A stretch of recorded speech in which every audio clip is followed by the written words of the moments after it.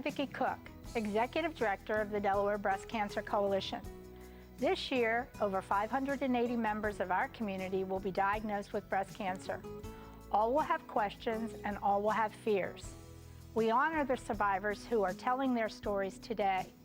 It is these women and others who remind us on a daily basis the importance of education, screening, early diagnosis, research, and support, but most importantly, hope.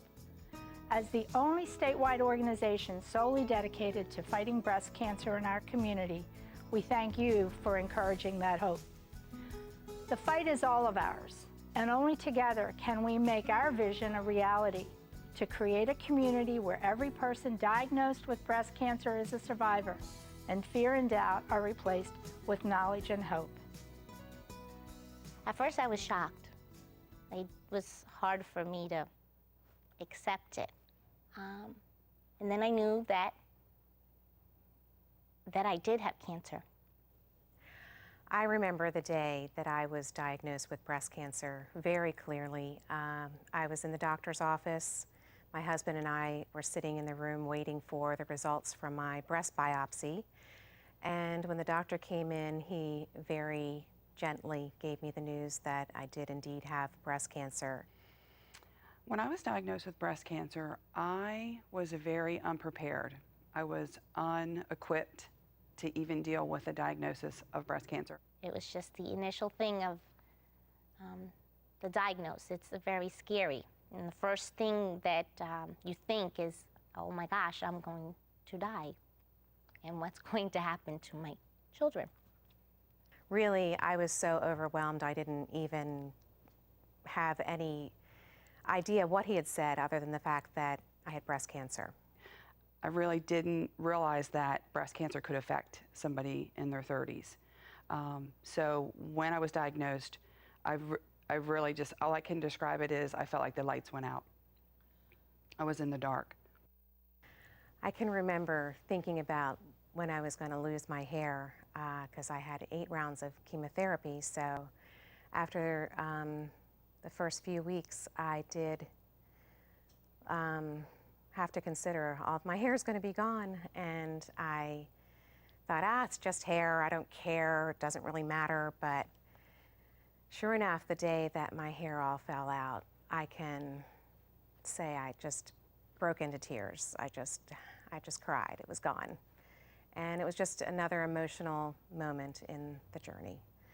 My mom was with me at the doctor's. And we asked them, well, what is the next step that we need to do? So they had said that I needed to go to get my mammogram to confirm that that lump they had found was that. Once that was confirmed and I knew that I did have breast cancer, I had my chemotherapy treatment, and then I had my surgery, and now I pretty soon will be having my radiation treatments.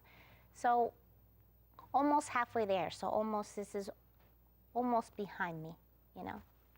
I was working harder at making my family okay with it than I was working at really handling what was going on with me. So I really shift the focus to, making everybody else okay. Because when you get diagnosed, it doesn't only happen to you, it happens to your family. I was honest with my children, but they were young, so I didn't want to scare them.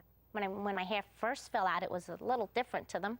But after that, they really dealt with it really pretty okay, because I did. They were wonderful, too. They were very sweet, actually. The nights when I was too tired to tuck them into bed, they would come and tuck me into bed. When you take control, is what I've learned from my personal experience, from what's happening to your body, then you're okay with it. And because I let my mom cut my hair, and I said it was okay, and I knew it was going to be okay, and I knew it would come back, it was a lot easier than just letting the cancer just take everything that I had. I decided I was going to do what I needed to do, not let the cancer do what it was going to do to me.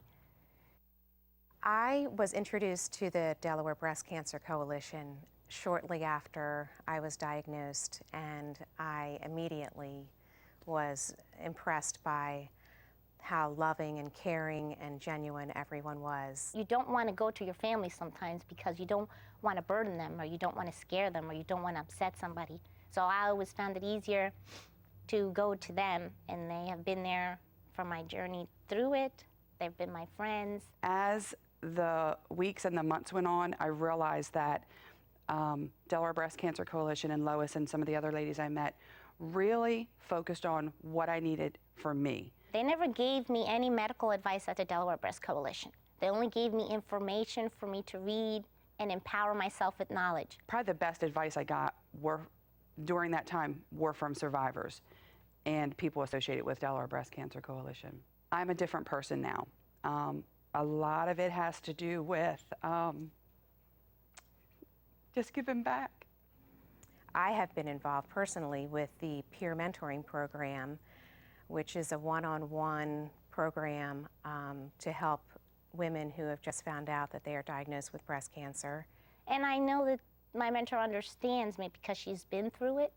So it's not like I'm talking to my family that's a little bit emotional and doesn't really understand. I know she understands me and what I'm going through, you know. As a result of volunteering with Delaware Breast Cancer Coalition, I am now an employee. So I get to go out to high schools and health fairs and businesses and small women's groups, and I get to talk about breast health. And I get to really spread the message that early detection, education, and awareness really save lives. I do see myself as a survivor, and that's something I don't know. You don't know how to express the joy, because sometimes the fear overwhelms you. But to know you got through all that and look back, it's a wonderful feeling, especially your family and your children.